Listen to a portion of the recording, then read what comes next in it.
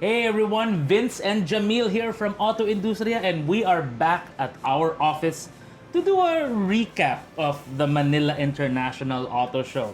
Now, it happened this past weekend at the World Trade Center Manila, and of course, we were there. We saw a lot of you there, so it was good to see everyone again. Like, really, for us, an auto show like that is more like a reunion.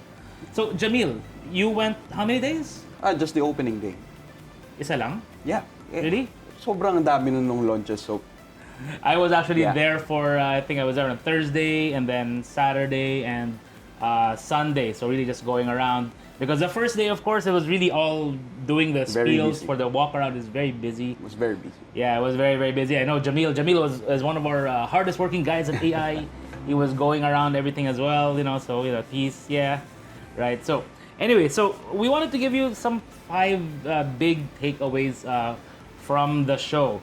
Number 1, Jamil, you want to start it off? Yeah, the 2023 Manila International Auto Show was a record-breaking one because it exceeded 142,000 visitors. Yeah, exceeded because our record, that was the original record in 2019. So meaning pre-pandemic levels, it was 142,000 over the course of the 4-day weekend event.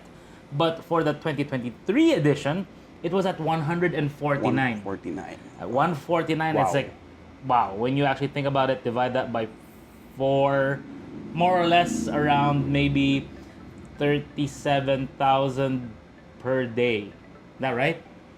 That's about right. That's about right. Yeah, we'll figure. No, 35,000 Yeah. ish, thereabouts Ish. per day. So that is actually something we noticed on the first day. You were there first day, right? Yes. Well, what do you think of the crowd?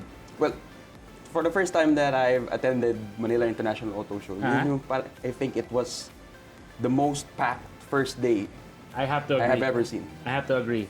It was, I've never seen it, because normally the first day is kind of the opening day. You have the VIPs for the opening. I think this time we had a couple of senators, politicians, all industry leaders for the first day, and usually industry executives, and then media. And then some guests. But this time, wow, first day And was... the public was there. Yeah, public was... Well, the public is normally there on the first day as well on other shows, but this time, it's not like in auto shows abroad, in international motor shows, where the first day is really exclusive for the press and for the industry. But in the Philippines, because we only have 4 days for a show, we usually open it up to the public as well. And this time it was, wow, what a great opening. It was actually kind of difficult to do a shoot at the show because there was so many people. But that also highlighted that one very important thing we need to point out is that the World Trade Center Manila, it may seem big, but for the industry, it's already too small. Too small. What do you think? There's already 16, I think, 16 manufacturers Yeah, that participated in this year. 16 or 15? We're kind I of think confused that- about the that- number. I think that's the biggest number of participants, I think, for MIAS. I'm not sure about that. I think there were more before, but the booths were definitely smaller before. This time it's really big. So we'll see. We'll fact check that. But what was clear is that MIAS, and they need to push the World Trade Center Manila to try to expand the venue, like really expand the main building, the main hall, to maybe take up the parking spot on the left and on the right, because it really is for a major auto show like this. It's kind of already small. True. And even, No. syempre, yung parking spaces then is Ha! number The 1. parking, we'll get to that later. That was really something. So yes, it's a record-breaking show. So much so that it's actually bursting at the seams. So hopefully, maybe in the near future, WTC can really expand on the venue. Hopefully, they'll reinvest. Now, let's go to topic number 2, and this is something that a lot of you have asked us on our YouTube and Yeah. social media. Is that why were there so few car makers? Jamil, do you know why? Do you have an idea? No. May disagreement ba? Yeah, well, apparently at the show there was some kind of disagreement between some vloggers, but we won't comment on that. But what really happened was in 2000, I think 8, 7 thereabouts, there was kind of a split between the show organizers and some brands. So what ended up happening was that a lot of the brands at the time like a lot of the Japanese brands, which were members of Campy, they decided to establish their own show and call it the Philippine International Motor Show. Motor Show. Sorry, that one is held every 2 years. Yeah, every 2 years. So we held it last year in 2022. They'll hold it again in 2024. Now in PIMS, that's where you get all the other, most of the Japanese actually manufacturers, Toyota, Honda, Mitsubishi, Mazda. Suzuki, Mazda, so on and so forth. There's so many there in that show. Now we did see some, let's say some Mitsubishi. We saw Subaru. Well, no, Subaru is more of MIAS ever since, but it was Mitsubishi. We saw Nissan. We saw, I think, Peugeot. They also participate in PIMS. So, but of course, those who want to participate really at MIAS, they actually do so pretty much freely now. But it also gives us two motor shows, two very different types of motor shows, because MIAS is really kind of, they really tailor it to be a family event. You know, there's something for everyone. So that's why there are a lot of different activities there, different booths, different. There's also a lot of aftermarket support. PIMS is more of the corporate trade show, so it's really more of a they showcase concept cars, so on and so forth at PIMS.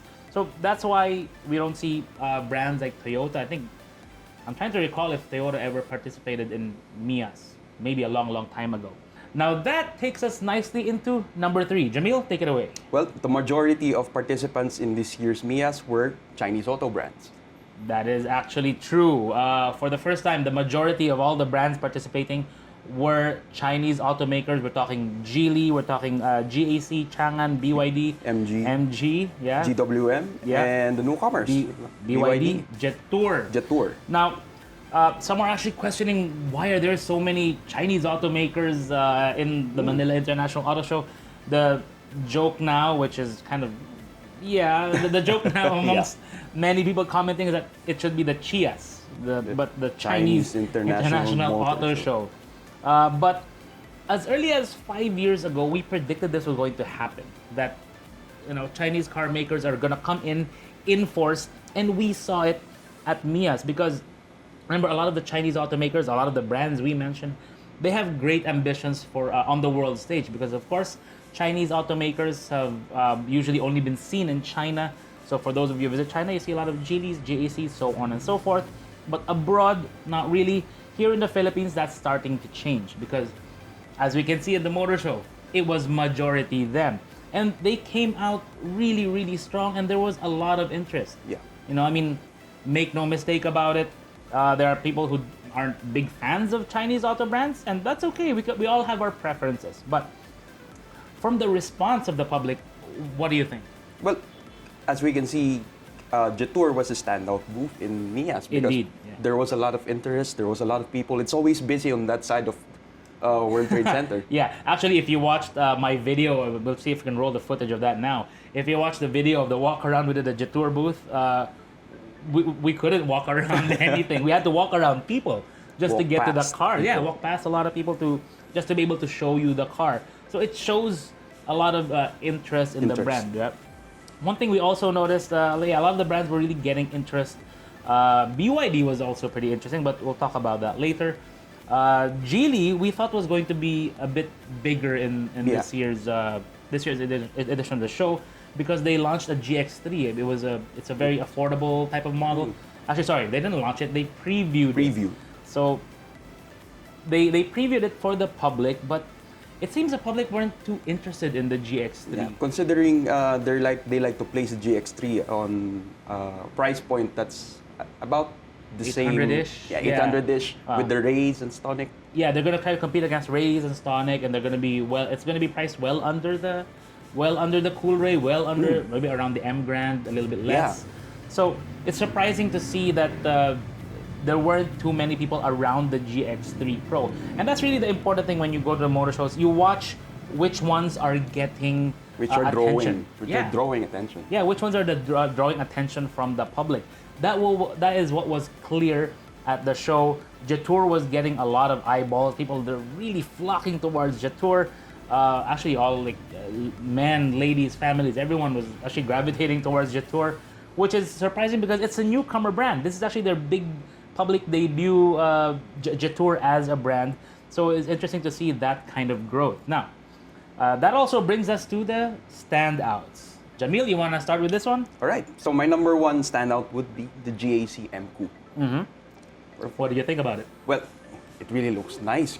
I've never seen a card with that design. Yeah, I mean, it's normally that's kind of A concept car. Yeah, Para exactly. siyang concept car, but then again, GAC will be selling it here. Sige na, Jamil, go ahead. Mag-Tagalog ka na. Go. Oh, sige.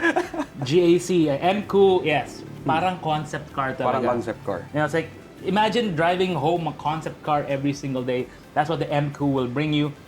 They're starting at around 1.4 million to around 1.6, 1.7, thereabouts. So that's actually a very attractive price point. The units will start to arrive by next month. The other one is the Ford Territory. Of course, we did a walk around of that SUV. We're looking forward to reviewing the other variants later on. But judging by the number of people around the Territory, There's still a lot of interest. Yeah. What's the next one? The Peugeot E2008.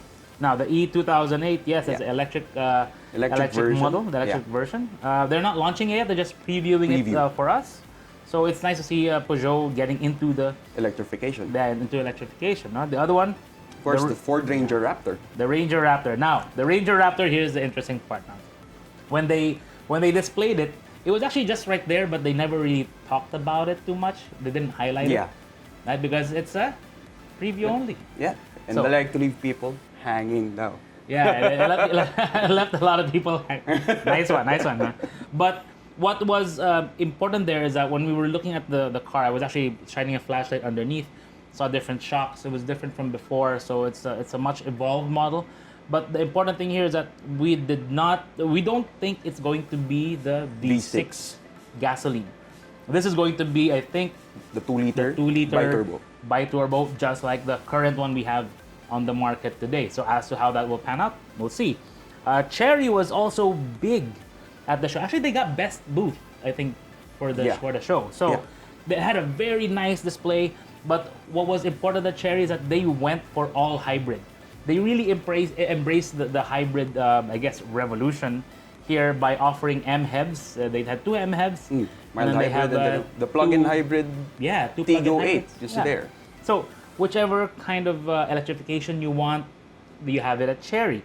And then we had the Photon Thunder. Now, this was actually one of the more understated trucks of the show because, but when you walk up to it, it's like, wow. Medyo imposing din eh. Yeah, medyo macho. Macho. Medyo macho na.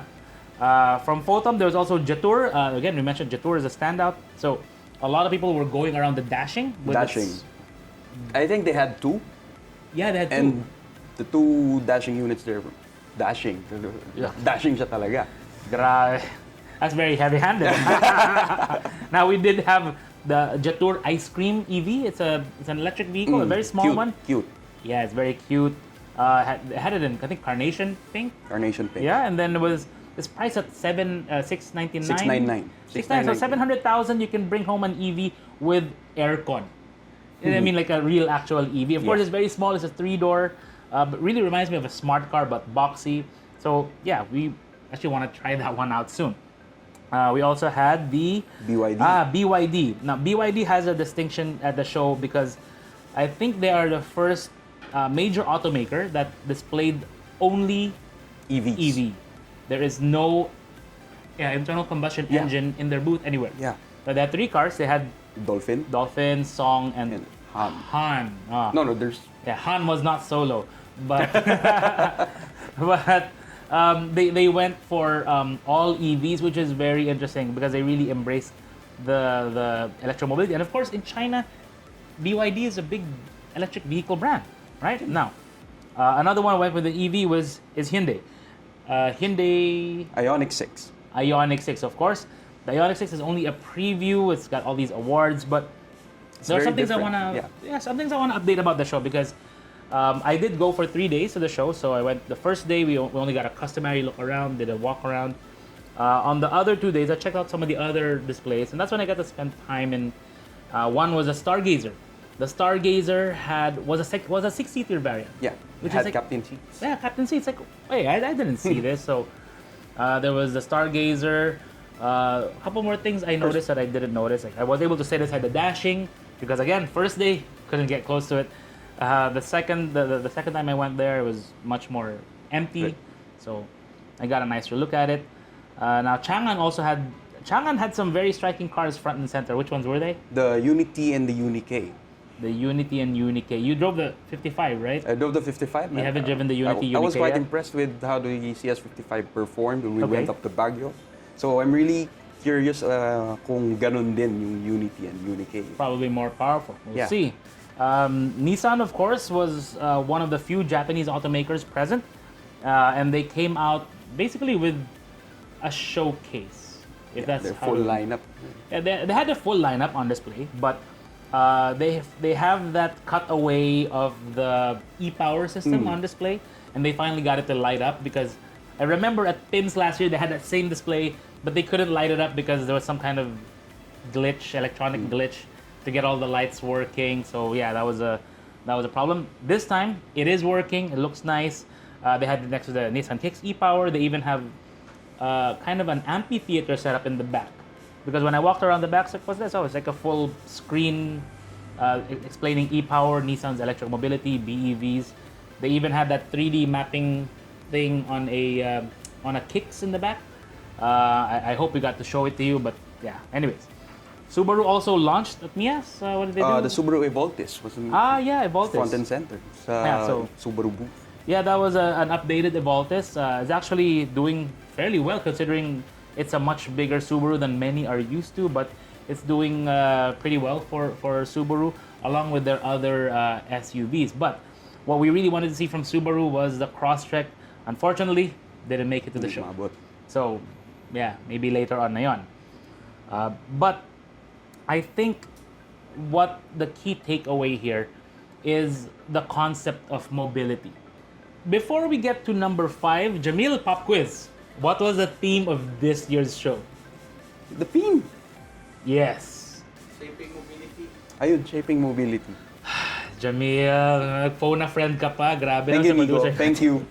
All right, but yes, the theme of this year's show is shaping mobility. However, there's something we really want to discuss here because we're trying to understand how shaping mobility played into the show this year because primarily what we saw was a Manila International Auto Show that was kind of just like before. Or Yeah. was it? Yeah. Primarily a motor show, an auto show, lots of selling going on, which is fine. It's great for the industry to be out and about, especially in the post-pandemic, if we can still call it post-pandemic. But really to move forward and garner the sales again and regain its strength after years of difficulties in the pandemic. But mobility as a concept, what is mobility, Jamil? Well, for me, mobility is not just limited to cars with 4 wheels. It's also a personal mode of transportation for everyone. Yeah, exactly. It's basically, it encompasses personal mobility like cars, bikes, bicycles, motorcycles, personal mobility devices like segways or and those for PWDs. yeah, the PW exactly, right? Even strollers, you can consider strollers as a form of Mobility. But also mobility includes trains, it includes buses, and includes a concept of total kind of transport, like for people being able to move easily and freely. That's really what is Mobility. the concept of mobility. And I think at this year's show we didn't really see too much of that. I didn't see any kind of concept booth where they would demonstrate how to transform mobility in the Philippine setting. We didn't see it in the Metro Manila setting. We didn't see it in any other setting. It's really primarily cars. And I think that's where the car manufacturers, the industry, the transport sector can really push forth to kind of showcase to the public what the plans are, what the concepts are for improving mobility in Metro Manila, beyond Metro Manila, so on and so forth. So really, it's still a motor show. Even last year's PIMS, what was the theme? The theme for Pop last quiz year's too. PIMS was, no, I know that one. Oh, sige. It's humanity and mobility. Oh, finally, yes, Jamil got it, right? But yes, but even then, it was also still a motor show. Yeah. And it would be interesting to see how car makers take the concept forward because as we noticed with the Manila International Auto Show at World Trade Center, well, if you're inside, you see a lot of cars, but if you're outside, you're really immobile. Immobile. You're really Especially immobile. that The first day, traffic, the your first night. parking, everything. So yeah, the venue I think could do well with a bit of an improvement. Maybe how that intersection is, how the parking is, could be improved. How getting to the venue without having a car can also definitely improve. But really, we'll see that in the years to come. And it's good that we try to point it out because Yeah. that's really our job. It's our job to notice these things, observe, and hopefully in the future it improves. So that about wraps it up. Jamil, any final thoughts on what you thought about MIAS? No, we're all good. Did you enjoy the simulators? Of course. Did you enjoy the models? Not really. Oh, models, huh? You guys have to improve next year. Anyway, this is Jamil and Vince of AutoIndustriya. Thank you for watching and see you at the next year's, Manila International Auto Show.